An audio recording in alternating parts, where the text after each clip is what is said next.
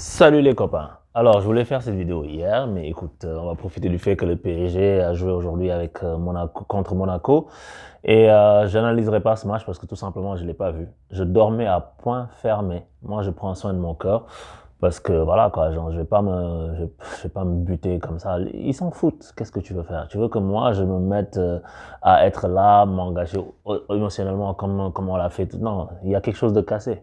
Cette année, en tout cas, le reste de la saison ça va être en roue libre. Des fois, si j'ai pas autre chose, je vais regarder, nanana, mais il faut se protéger. Il faut se protéger. Genre, ils font ça, toi, tu vas te mettre comme ça derrière ton écran. Non, non, non, mon gars, non. Tu risques de faire une crise cardiaque. Ça sert à que dalle. Et puis, à la fin de la saison, normalement, en fait, on devrait gagner le titre parce qu'on a une grande avance, mais là, les gars se sont liquéfiés. Heureusement qu'on a une grande avance parce que sinon, tu sais pas ce que ça aurait pu donner. Et même, tu sais, s'ils gagnent le titre, ce qui serait un moindre mal, il faut gagner ce titre de champion de France. La célébration de ce titre va être très bizarre. Ça va être quelque chose de très intéressant ensuite. Ça va être du jamais vu parce que est-ce que les gens vont avoir le cœur vraiment à cette célébration? Bon, mais il faut gagner quand même ce championnat, hein. Mais voilà, quoi. Donc, moi, j'ai pas grand chose à dire sur ce match parce que je l'ai pas vu. Et ce dont je voulais parler, c'est plus autre chose. C'est pas par rapport à ce match-là directement, mais c'est par rapport à Kylian Mbappé. Est-ce qu'il faut le garder ou est-ce qu'il faut le laisser partir, etc. Donc, en fait, je pense que Mbappé, il a pris sa décision depuis longtemps et que Mbappé, il veut quitter le PSG depuis très longtemps. Et c'est pas, les gens disent que plein de choses, c'est la faute de Leonardo, c'est la faute d'un tel, c'est la faute d'un tel. Leonardo, il n'était pas là en 2017 lors de la remontada. Il n'était pas au PSG. Leonardo, il n'était pas au PSG en 2019 contre Manchester United, quand genre, l'équipe C de Manchester United vient gagner au Parc des Princes. Leonardo n'était pas là. Mbappé était là en 2019, pas en 2017, mais il était là en 2019. Et il était là contre le Real, etc. Mbappé, je pense qu'il est passé à un palier supérieur l'année dernière à partir du moment où on joue contre Barcelone et puis il fait des étincelles, ensuite Bayern, tout ça. Depuis, c'est le meilleur joueur du club depuis cet instant-là. Mais, mais je pense qu'il faut qu'il parte. Je pense qu'il faut qu'il quitte le PSG. Pourquoi? Je veux qu'il reste. Hein. Je vais expliquer parce qu'il y a des gens, en fait, je sais que tout le monde n'est pas comme ça, mais il y a des gens qui sont durs de la feuille et qui n'arrivent pas à suivre des fois. Mbappé est le meilleur joueur du PSG. Mbappé est le meilleur joueur du PSG et s'il part, le PSG va être dans la difficulté. Mais il faut quand même qu'il parte. Alors que je veux qu'il reste. Mais ce que je suis en train d'expliquer, c'est que pourquoi je dis ça, c'est parce que en ce moment le PSG a un problème, c'est-à-dire que tout le monde dit que les joueurs sont au-dessus de l'institution, les joueurs font ce qu'ils veulent, ils ont des passe droits, tout le monde se couche devant eux, des Messi, des Neymar, c'est pour ça que Neymar il fait ce qu'il veut, il est au club, ils se sont au-dessus, et tu l'as vu d'ailleurs dans son attitude, surtout au début. Messi, pareil, Messi il est pas dans son élément, il joue pas comme il faut parce que Messi c'est des choses qui sont sûrement à l'extérieur du terrain. Mais Messi aussi, il est arrivé, tout le monde lui a fait des trucs comme ça, on est à plat ventre devant toi. Et ces joueurs qui arrivent, qui se fondent pas, vraiment, ils continuent et ils ne font pas l'effort de parler en français. Ça, c'est des petits détails, tu sais, c'est pas un sketch, c'est pas un sketch, quoi que je pourrais appeler ça un sketch de Zemmour, mais ce que je veux dire, c'est que il y a des choses, en fait, où tu essaies au moins de te mettre au niveau des gens pour pouvoir bâtir quelque chose avec eux, mais c'est comme si tu mets une certaine distance. Tu sais, il y a des joueurs qui sont là depuis moins longtemps, qui parlent déjà la langue, qui échangent avec les gens. Quand tu fais pas ça, déjà, tu te coupes avec le reste des gens. Je pense, tu vois. Donc, je pense que ces choses-là qu'on a laissé faire aux joueurs, ça permet pas de les garder au niveau où ils sont pas au-dessus du club.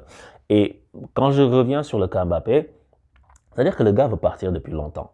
Dernière semaine du mercato, le Real fait une offre alors qu'il discute avec le Real depuis très longtemps.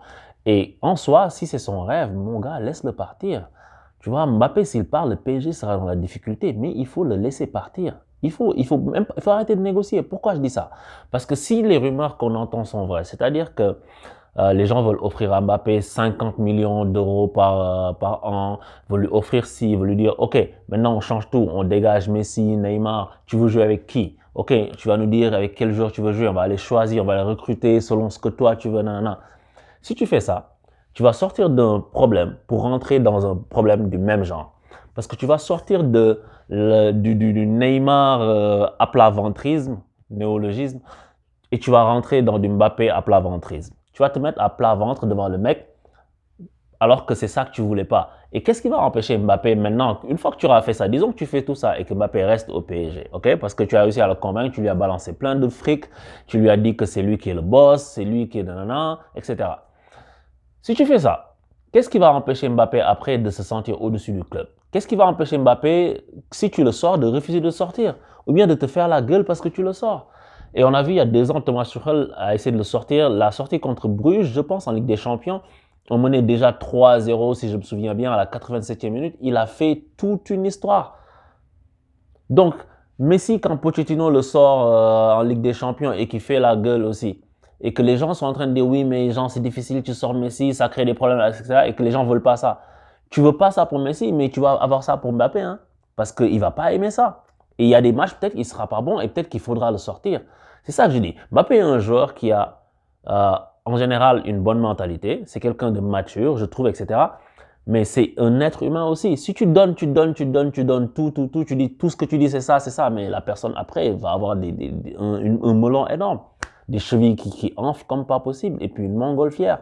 Et ça, c'est inévitable. Et si tu fais ça, tu vas te trouver dans un autre problème. Et qu'est-ce que tu fais si dans un an, parce que le gars, tu sais qu'il veut partir. Dans un an, il te dit, je veux partir, finalement, je veux partir, tu fais quoi?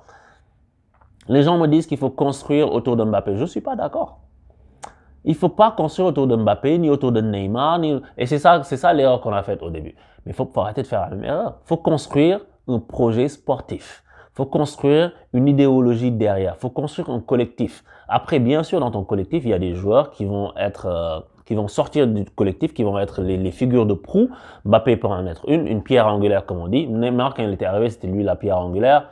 Oui, mais genre, tu lui donnes pas tout.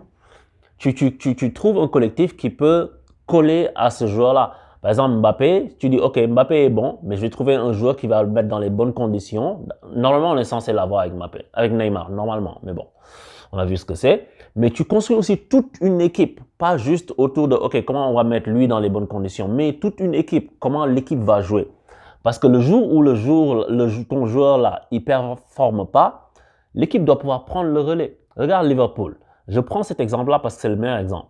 Liverpool, ils ont des joueurs qui sont là et qui sont au rendez-vous, même si Salah et Mané ne sont pas là. On l'a vu, ils sont allés à la CAN et les gars se sont débrouillés sans eux. Ils marquaient les buts. Des fois, tu as Fabinho qui montait, qui marquait, Jota qui marquait. Et voilà, et regarde comment Liverpool les recrute. Ils sont allés chercher Luis Diaz, que les mecs ne connaissaient pas. Moi, je ne le connaissais pas. Beaucoup de gens ne le connaissaient pas parce qu'on ne regarde pas forcément les matchs de ces équipes-là. Tous les matchs de Southampton, par exemple. Mais le gars, il n'est pas mauvais. Tu vois que c'est un joueur de ballon. Tu peux aller chercher des joueurs qui vont se fondre dans ton collectif. Et pourquoi tu penses que quand Jota arrive à Liverpool, il est efficace tout de suite? Pourquoi tu penses que quand Luis Diaz arrive à Liverpool, il est performant tout de suite? Parce qu'il rentre dans un collectif, parce que leur profil s'y est. Parce que leur profil vient tout de suite matcher avec la façon de jouer de l'équipe. Ils ne sont pas devenus des grands joueurs overnight. C'est juste que c'est des bons joueurs, mais tu les mets dans les bonnes conditions pour qu'ils excellent. C'est ça que le PSG doit construire. Et arrêter de penser en termes de Mbappé, Messi, Haaland, machin. Moi, je dis, hein, même si Mbappé, faut essayer de le retenir. Je pense que le PSG l'a fait, mais faut pas en faire trop. Si tu vois qu'à un niveau où le joueur va être au-dessus, et je pense que c'est pour ça que Leonardo a arrêté les négociations, mais qu'il parte. Tu vois, qu'il parte, et puis bonne chance à lui, il a été professionnel jusqu'au bout. Il a tenu son rôle contre le Real. Il a montré que c'était un grand joueur, c'était le meilleur joueur de l'équipe. Mais il faut pas se mettre à genoux devant lui. Je pense qu'il faut pas le faire. Parce qu'après, ça va nous créer d'autres problèmes. Donc, c'est ça que je voulais dire sur le cas Mbappé. Pour le reste du PSG, écoute, la saison est en roue libre. Hein, on va continuer à les regarder en roue libre. Et puis, aujourd'hui, on va regarder le Classico Real-Barça. On espère qu'on verra un bon match. Parce que les Barcelonais me disent, on est de retour. Ben, écoute, on va voir, les gars. Je vous dis à bientôt. Ciao!